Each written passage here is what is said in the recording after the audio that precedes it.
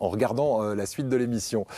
Faustine, à côté de vous, on a un docteur en sciences, rien de moins, puisque quand je le présente vaguement comme ça, comme notre scientifique de la bande, ça ne veut pas dire grand-chose, mais docteur en sciences, ça consiste en quoi exactement? Là aussi, c'est familiariser les gens avec la science? Alors, pas forcément, en fait, puisqu'il y a beaucoup de docteurs en sciences qui ne font pas de transmission des savoirs. Ce qui est votre cas à vous, mais d'habitude, un docteur en sciences, ça fait de la recherche dans un laboratoire?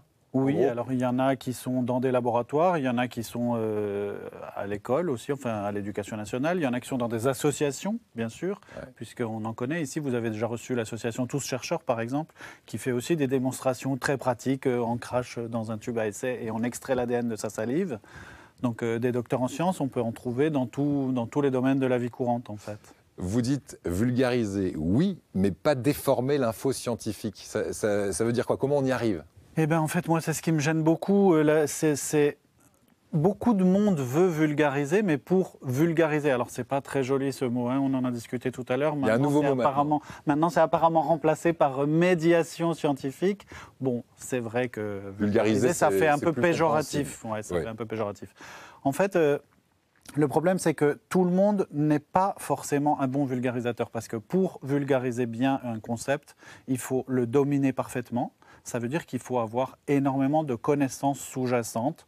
Et quand on essaie de vulgariser en simplifiant trop, mais qu'on ne maîtrise pas l'ensemble des connaissances qui permettent de vulgariser correctement, justement, eh ben, on risque de faire des simplifications et ça, c'est pas très très bon. En fait. Et vous dites que quand on simplifie trop, chaque personne va interpréter à sa manière. C'est-à-dire qu'on ne va pas recevoir l'info de la même manière et on va avoir l'impression de détenir la science, mais en fait, parfois, on est complètement à côté de la plaque, d'où les idées reçues. Bah, déjà, quand on dit quoi que ce soit, en fait, chacun interprète avec ses propres filtres et son propre corpus de connaissances et son vécu et ce qu'il est. Et donc, à plus forte raison, quand on essaie de faire passer des connaissances, on l'a vu beaucoup depuis le début de l'épidémie, de la pandémie de Covid, tout le monde a voulu s'improviser scientifique, tout le monde a voulu parler de plein de choses, des vaccins ARN par exemple. On était 60 millions d'infectiologues en France. C'est ça.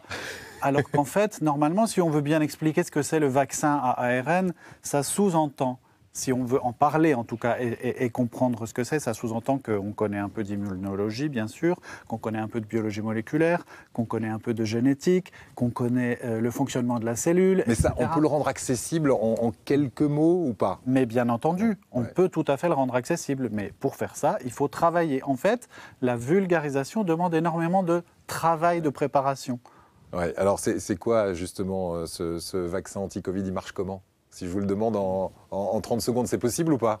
C'est un piège un peu, mais alors comment ça marche le vaccin anti-Covid? Déjà, il y en a plusieurs, vous savez. Oui, alors... Donc en fait, le vaccin de Pfizer et de Moderna, c'est un vaccin à ARN messager.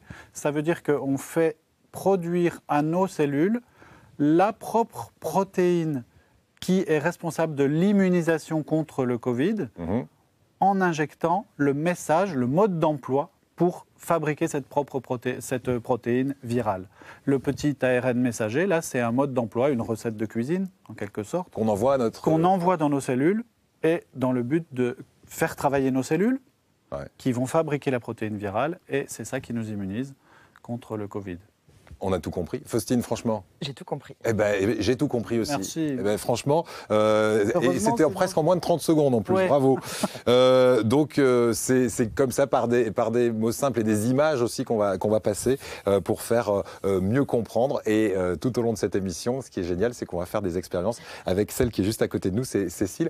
Cécile, c'est une animatrice, une médiatrice scientifique, c'est comme ça qu'on l'appelle? Exactement, c'est une coordinatrice, médiatrice qui sévit dans les Bouches-du-Rhône. Eh ben,